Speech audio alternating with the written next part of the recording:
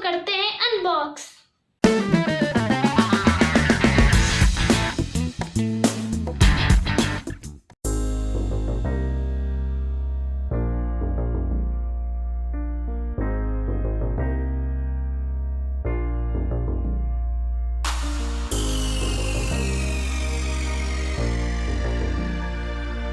Friends, आप जैसे देख सकते हैं pencil box colour pink colour है, यानी मेरा फेवरेट कलर।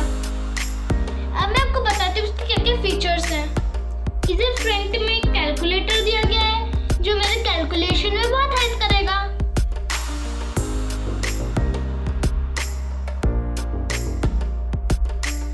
अब देखते हैं ये जो 4 व्हाइट कलर के बटन है इसका क्या फीचर है। सबसे पहले मैं इसे प्रेस करूंगी। इधर एक शार्पनर है।